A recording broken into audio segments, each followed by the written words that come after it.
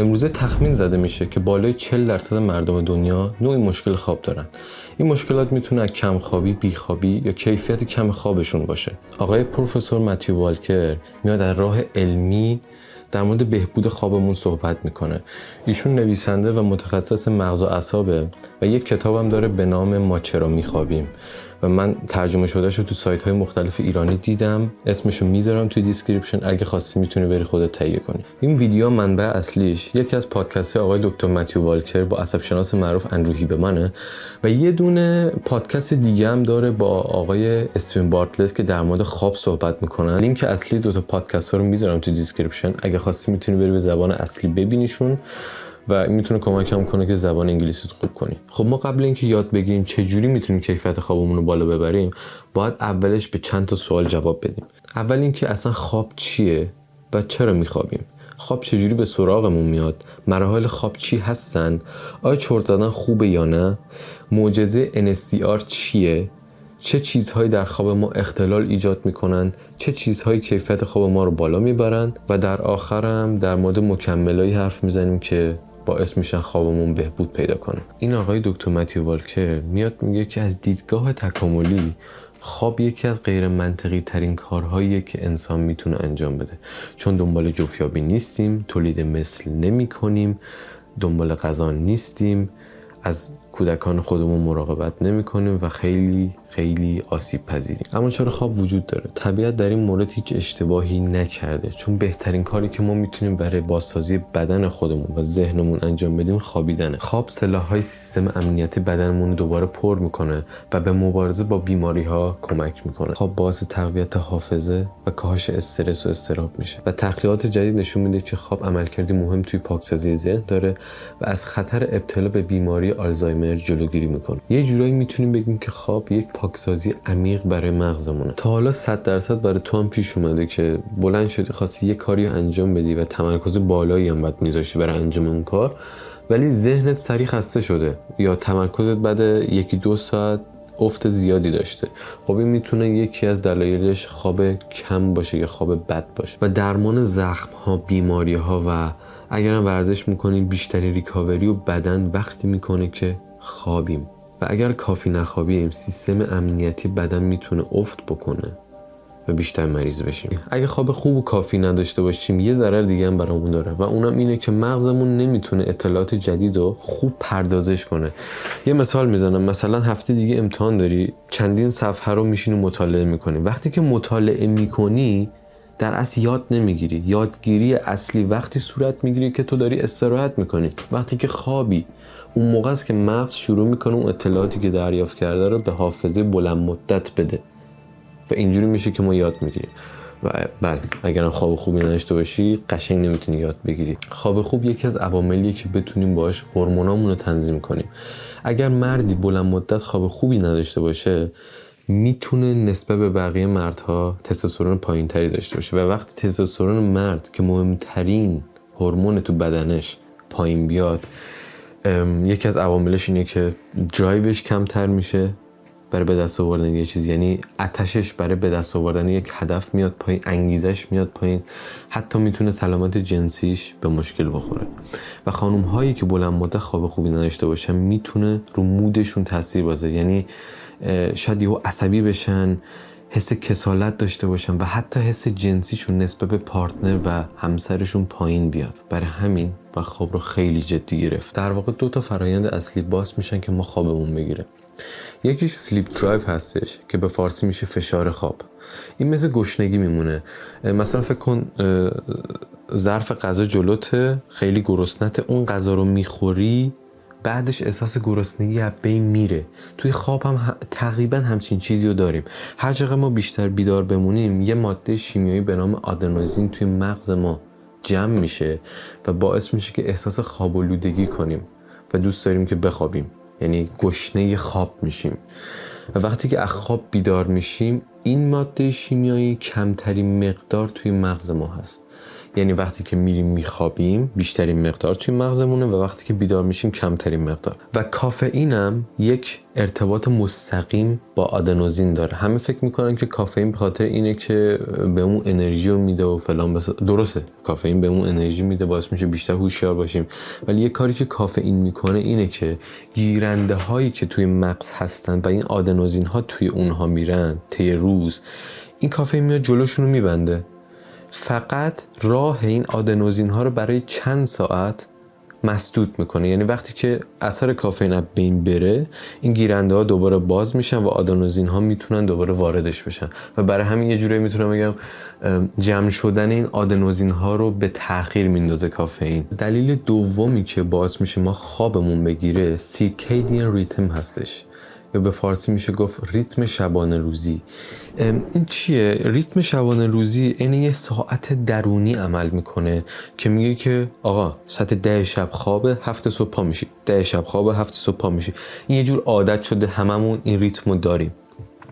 حالا بعضی ساعت 12 شب میرن میخوابن، 6 صبح پا میشن، 12 میخوابن، 6 صبح پا میشن. این یه جور عادت شده برای ساعت درونی بدن. و ما هورمونی داریم به نام هورمون ملاتونین که به همون هورمون تاریکی معروفه ارتباط مستقیمی با این ریتم شبانه روزی ما داره. یعنی کارش تنظیم کردن این ریتم هستش، تنظیم کردن این ساعت درونی بدنمونه و توسط غده پینئال در مغز ما ترشح میشه. حالا وقتی که ما از خواب پا میشیم، یعنی نور هستش، خورشید هستش، دور و برمون پر از روشناییه، این هورمون سرکوب میشه و وقتی که هوا تاریک و تاریکتر میشه و مدت زمان بیشتری تو تاریکی قرار میگیریم، این هورمون تحریک میشه و غده پینئال بیشتر ترشح میکنه. برای همین بیشتر خواب آلوده میشیم و دوست داریم که بخوابیم. خب به طور کلی خواب دو نوع اصلی داره، یکیش خواب نان رم هستش و دومیش هم خواب رمه. رم اینجا به معنی کلمه rapid eye movement که فارسیش میشه حرکات سریع چشم. وقتی من میگم نان رم یعنی خواب غیر رم که به معنی خواب بدون حرکات سریع چشمه، و خواب رم یعنی خواب با حرکات سریع چشم. خود نان رم به 4 قسمت تقسیم میشه. مرحله 1 و 2 خواب سبکن. توی مرحله هایی که تازه به خواب میریم قلب و عروق آروم میگیرن، فعالیت مغز کمتر میشه و دمای بدن هم میاد پایین. یه جورایی میشه گفت بدن آروم میگیره توی مرحله 1. توی مرحله دوم مغز به سرعت وارد فاز آرومتری میشه و یه سری پالس های کوچیک به نام دوک‌های خواب میفرسته که کمک میکنه اطلاعات روزمون تثبیت بشن. مرحله 3 و 4 از خواب عمیق‌تری تشکیل میشن. تو این مرحله خواب حسابی سنگین میشه و مغز امواج بزرگ و کندی به نام امواج دلتا میفرسته. بدن حسابی خودشو بازسازی میکنه، سیستم ایمنی بدن تقویت میشه و قلب و عروق هم حسابی استراحت میکنن. و یک کار دیگه‌ای که مغز توی این مرحله میکنه مرتب کردن خاطرات و ثبت کردن چیزهایی که در طول روز یاد گرفتیم. به احتمال زیاد حالا شده که یک فرد رو ببینی خوابه و چشاش داره به سرعت تکون میخوره که این حرکت هم بیشتر چپ و راست تا بالا پایین. این به این معنیه که طرف توی مرحله خواب رم قرار داره یا همون خواب با حرکات سریع چشم. توی این مرحله بخشی از قسمت‌های مغز حتی فعالیتشون بیشتر هم موقعی که بیداریم میشه و بدن یه جوری فلج موقت هم میشه که خودشو قشنگ شارژ کنه. مغز یه کار دیگه‌ای هم توی این مرحله میکنه که پردازش احساساته و خلاقیتمون هم تقویت میشه.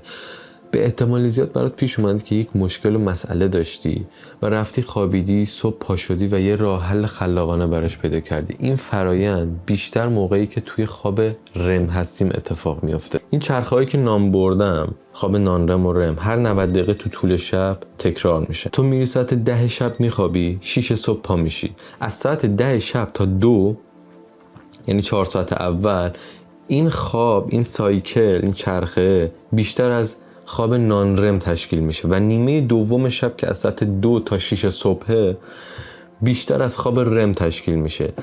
و اگر تو یک موقعی ساعت 4 صبح باید پاشی، میتینگ داری، کار داری، باید به جایی برسی، 6 ساعت خوابیدی دیگه به جای 8 ساعت و فکر میکنی که اوکی من 25% خوابم از دست دادم، ولی در اصل تو 50% خواب رم تو از دست دادی و میتونیم بگیم مهمترین قسمت خوابت نصف شده. بخاطر اینکه 2 ساعت کمتر خوابیدیم. وقتی که توی خواب رم هستین خوابای رنگارنگ و یه جوری عجیب می‌بینی، یا می‌بینی سوار دایناسوری، سوار دلفینی داری پرواز می‌کنی، یه چیز غیر منطقی که واقعا توی بیداری وجود ندارن. این خودش دلیل علمی داره، چون که وقتی ما توی خواب رم هستیم قسمت جلویی مغزمون به نام پرفرونتال کورتکس که مسئول تصمیم گیری منطقی و پیدا کردن راه چاره برای مشکلاته فعالیتش میاد پایین و از اون طرف یه قسمتی توی مغز داریم بین گوش هامون اندازه بادام که 2 طرف مغز قرار دارن به نام آمیگدالا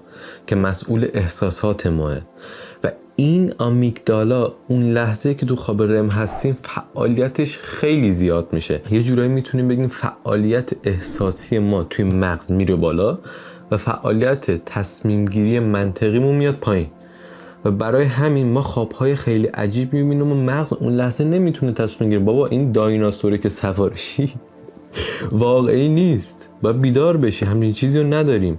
و تا حالا هم شده که یه خواب خیلی مثلا ترسناک میشه، خیلی شاد میشه، خیلی غمگین میشه، خواب میپری، یه 10-15 ثانیه طول میکشه که به خودت بیای، یه ذره هوشیار باشی، مغز بهت بگه بابا توی اتاقتی خطری تهدیدت نمیکنه، خواب بود، همش اوکی. چون که این پروفرونتال کورتکس وقتی که از خواب میپریم یه ذره طول میکشه هوشیار بشه، برای همین یه ذره ما تو هپروت میگذره 10-15 ثانیه.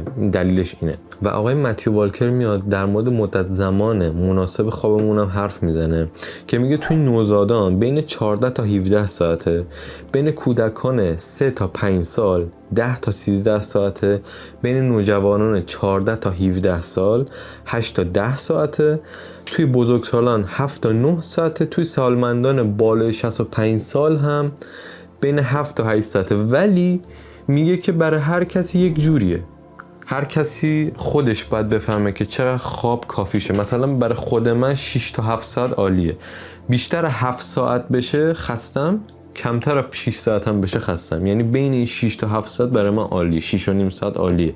برای هر کی یک جوره. بعضیا من دیدم حتی 4 ساعت میخوابن عالیه، کافیشونه. بعضی هستن 9 ساعت هم میخوابن، کافی نیست. اینو باید هر کی برای خودش پیدا کنه. حالا ایشون میانگینشو گفته که تو این سنین چند ساعت ما آدمو میخوابیم، برای هر کی متفاوته. آقای متیو والکر میاد در مورد چرت زدن هم حرف میزنه که میگه ما کلا 2 نوع بدن داریم.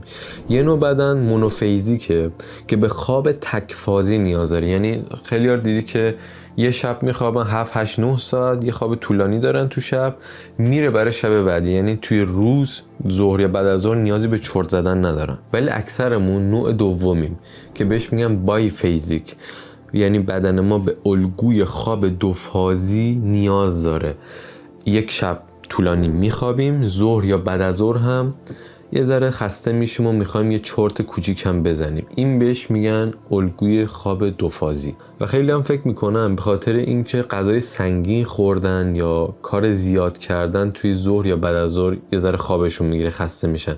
ولی در اصل علم اینو ثابت کرده طی تحقیقات که مغز به طور طبیعی بین 1 تا 4 بعد از ظهر یه افت کوچیک هوشیاری و انرژی داره که میخواد با چرت زدن اینو جبران کنه. چرت زدن عین یک شمشیر دولبه عمل میکنه که هم میتونه خوب باشه هم میتونه بد باشه. و اینکه ما چطور چرت بزنیم خیلی مهمه. ایشون میاد میگه بهترین زمان چرت زدن 10 تا 30 دقیقه است. یعنی از 30 دقیقه بگذره بدن به طور اتوماتیک میره توی استیج بعدی یا مرحله بعدی خواب و آماده میکنه خودشو برای استراحت طولانی تر. برای همینه اگه یهو بعد 1 ساعت چرت زدن از خواب بپری، گوشیت زنگ میخوره، کسی بیدارت کنه، عصبی یا خیلی خسته و کسلتر به نظر میاد، چون که بیچاره بدن خودش آماده کرده و برای استراحت طولانی تر. اگر تو بیای 10 تا 30 دقیقه چرت بزنی و خواب شبت به هم بریزه، بهتره که تو اصلا چرت نزنی، چون خواب شبت به هم میریزه، اون مهمتره. بهتره که تحمل کنی تا شب و یه خواب طولانی داشته باشی. و اگر هم مشکلی با خواب شب نداری، همون 10 تا 30 دقیقه عالیه. و آقای دکتر هیوبرمن میاد یک روش استراحت که بهتر از چرت زدن هست و بهمون پیشنهاد میکنه که بهش میگه پروتکل NSTR. NSTR مخفف Non Sleep Depressed هستش که به فارسی میشه استراحت عمیق بدون خواب. حالا NSCR چیه؟ NSCR یه دونه روش بدون هزینه و ساده است که میتونیم باش مغز و بدنمون رو ریلکس کنیم و تحقیقات نشون میده کسایی که NSCR انجام میدن مقدار دوپامین توی مغزشون تا 60% افزایش پیدا میکنه. دوپامین یه ماده شیمیاییه که با انگیزه، خوشحالی و انرژی ارتباط مستقیم داره. و یک کار دیگه ای که NSCR انجام میده ریلکس کردن سیستم عصبی بدنمونه که باعث کاهش اضطراب و استرس میشه و مدت زمان این استراحت 10 تا 30 دقیقه است. این همون چرت زدن. کاری که فرد میکنه اول دراز میکشه، چشماشو میبنده و تمرکز میکنه به تنفس آهسته و عمیق و طولانی. کار دیگه ای که طرف میکنه اسکن کردن بدن خودشه، یعنی از نوک انگشتای پا شروع میکنه تا به بالا و سعی میکنه که هر حسی که تو قسمت‌های مختلف بدن رو داره تجربه کنه. طرف سعی میکنه که افکار خودش رو رها کنه و فقط روی حس بدن و تنفس خودش تمرکز کنه. NSCR خب فرقش با مدیتیشن چیه؟ خب ببین چند جور مدیتیشن داریم دیگه. خیلی از مدیتیشن ها برای این ساخته شدن که تو فوکوس کنی، روی چیزی تمرکز کنی، ولی NSCR کاری که انجام میده دی فوکوس کردنه، یعنی روی هیچی تمرکز نکنی، رها کنی، ریلکس کنی. این درست انجام دادنش باعث میشه که فکر کنی چندین ساعت خوابیدی. حالا چه زمانی میشه NSCR رو انجام داد؟ اگر صبحها بیدار شدی و فکر میکنی که تمرکز کافی نداری، یعنی یه ذره کسلی، کامل بیدار نشدی ولی خوب خوابیدی، میتونی یه NSCR 10 تا 30 دقیقه‌ای کمک کنه که قشنگ هوشیار بشی. بعد از ظهرها هم میتونیم به جای چرت زدن از NSCR استفاده کنیم که سطح انرژیمون رو دوباره بالا ببریم. شبها نمیتونی خوب بخوابی، یه NSCR انجام بدی باعث میشه که بدن ریلکس بشه، آروم بشه و راحت تر بخواب بری. حالا این پروتکل فارسیش نیست و آقای دکتر اندرو هیوبرمن اومده خودش یک NSCR 10 دقیقه‌ای درست کرده که من لینکش تو دیسکریپشن میذارم، فقط انگلیسیه. اگه متوجه میشی کارهایی که میگه رو انجام بده، خیلی تاثیرگذاره. من خودم چندین هفته است این کارو به جای چرت زدن انجام میدم و واقعا میتونم به همه پیشنهادش کنم و در آینده میتونم ورژن فارسیشو درست کنم. اگه خواستید توی کامنت ها بنویسید که بدونم. حالا که تا اینجا میدونیم خواب چیه، میتونیم در مورد چیزهایی حرف بزنیم که کیفیت خوابمون رو بالا میبرن. مورد اولم مصرف کافئینه. کافئین به عنوان یه محرک قوی تأثیر خیلی زیادی روی سیستم عصبی مرکزی ما داره که وقتی کافئین میخوری احساس خستگیت میاد پایین، هوشیاری و انرژیت هم بیشتر میشه. ولی کی کافئین رو مصرف کنیم خیلی مهمه. دکتر اندرو هیوبرمن میگه به طور میانگین کافئین 5 تا 6 ساعت توی بدن ما میمونه. حالا برای هر کسی متفاوته ها. به طور میانگین یعنی تعداد زیادی از آدما 5 تا 6 ساعت کافئین رو توی بدنشون دارن وقتی مصرف میکنن. ما در نظر میگیریم ساعت 10 شب تو میگیری میخوابی. دیگه حداقل ساعت 3-4 بعد از ظهر آخرین مصرف کافئین باشه خوبه. ولی از اون بگذره، مثلا میگیم ساعت 6 بعد از ظهر کافئین میخوری، حالا کافه باشه، بوستر باشه برای ورزشت، هر چیزی کافئین توش داشته باشه، تو 10 شب میری میخوابی ولی این کافئین هنوز توی بدنت هست. شاید تو راحت بری بخواب، راحت بگیری بخوابی، ولی خواب عمیقت با کیفیت نیست و اختلال توی خواب عمیقت ایجاد میکنه کافئین و شاید روز بعدیش یکم کسل و خسته باشی با اینکه خواب کافی داشتی. و کلا مصرف زیاد کافئین باعث سردرد، سرگیجه یا ضربان قلب بالا هم میشه که اصلا خوب نیست. و میاد در مورد ورزش و فعالیت بدنی هم حرف میزنه که میگه خب ورزش منظم خیلی تأثیر مثبتی توی زندگی ما داره، ولی کی و چه زمانی ورزش کنیم خیلی مهمه. اگر ما ورزش صبحگاهی کنیم روی ساعت بیولوژیک ما تأثیر مثبت میذاره و حتی باعث میشه که راحت‌تر به خواب بریم. ولی اگه آدمی هستی که ترجیح میدی عصرها یا زمان نزدیک به خوابت بری ورزش کنی، حداقل دیگه 3 ساعت قبل خوابت ورزش تموم شده باشه. یعنی مثلا تو ساعت 10 شب میری میخوابی، دیگه هفته بعد از ظهر ورزش تموم شده باشه. این مورد برای دوش آب سرد هم صدق میکنه. چرا؟ چون دوش آب سرد، ورزش و فعالیت بدنی باعث میشن که دمای بدن ما بالا بره و محرکای مثل آدرنالین بدنمون ترشح کنه که این باعث میشه ما هوشیار بشیم. خب این خیلی خوبه ولی نه نزدیک زمان خوابمون. در کل دوش آب سرد و ورزش تهش 3 ساعت قبل خواب باشه بهتره. دکتر هیبمان در مورد نور خورشید، نور مصنوعی هم خیلی صحبت میکنه. کلا نور نقش بسیار مهمی توی ریتم شبانه روزی ما داره. نور خورشید توی صبح به مغز این سیگنال رو میده که الان زمان بیدار شدنه و از اون طرف هم هورمون خواب یا همون هورمون ملاتونین رو سرکوب میکنه که ما احساس هوشیاری میکنیم. نور مصنوعی شبانه مثل این لامپ، پروژکتور، نور آبی مثل لپتاپ، گوشی همراه، اینا باعث میشن که ترشح هورمون ملاتونین یا همون هورمون خواب سرکوب بشه و ما راحت به خواب نریم یا خوابمون به تأخیر بیفته یا اختلال توی خوابمون ایجاد بشه. و دکتر هیبمان پیشنهاد میکنه که دیگه حداقل 1 ساعت قبل خوابیدن از نورای مصنوعی و نورای دستگاه دیجیتال استفاده نکنیم. اگرم مجبوریم شبها با کامپیوتر لپتاپ کار کنیم، میتونیم از عینک‌های فیلتر کننده نور آبی استفاده کنیم. کلا وقتی که ما میخوابیم دمای بدنمون اتوماتیکوار پایین میاد که بتونیم به خواب بریم و تو خواب عمیق بمونیم. و آقای دکتر هیبمان میگه اگه میخوای خواب بهتری داشته باشی بهتره که دمای اون اتاقی که توش خوابی بین 18 تا 20 درجه سانتیگراد باشه. اگر هم نمیتونی دمای اتاقو بیاری پایین، میتونی از لباس‌ها یا پتوی خنک‌تر استفاده کنی. یه چیز دیگه هم که تحقیقات ثابت کرده اینه که کسایی که موقع خواب پاشونو بالا میذارن، یعنی حالا متکای پتوی چیزی زیر پاشون میذارن که پا بیاد بالاتر، این باعث میشه که گردش خونشون بهتر باشه و خواب بهتری داشته باشن. حالا من اینو نتونستم تا حالا انجام بدم چون من خیلی وول میخورم موقع خوابیدن. اگه میتونی امتحان کن. آقای هیبمان میاد در مورد مصرف الکل THC هم حرف میزنه. THC همون گله و میگه که اگه تو THC و گل قبل خواب مصرف کنی شاید راحت تر به خواب بری، خواب آلوده تر بشی، ولی توی مراحل خواب همون نان رمورم اختلال ایجاد میکنه و حتی میتونه ریتم شبانه روزی تو از روز بعد به هم بریزه. احتیاط به اینجور چیزا که اصلا خوب نیست، ولی میگه که اگر هم مصرف کردی به عنوان فان دیگه حداقل 4 ساعت قبل خوابت آخریش باشه. یه نکته دیگه هم که خیلی مهمه ثبات در زمان بیداری و خوابه.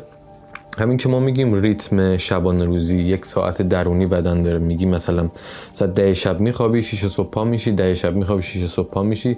وقتی اینو زیاد عوضش کنی، یه روز 10 شب بری بخوابی، یه روز 12 شب بری بخوابی، یه روز 9 بری بخوابی، این میتونه بلند مدت باعث اختلال توی خواب بشه، کیفیت خوابو پایین میاره و بهتره که همیشه یه ثباتی توی خواب و بیداریمون باشه. آخر هفته اگر مهمونی، تعطیلاتی، مسافرتی جایی میری، باید سعی کنید دیگه این ریتم شبانه روزی بیشتر 1 ساعت اینور اونور نشه، چون میتونه تو روزهای هفته دیگه هم تاثیر بذاره.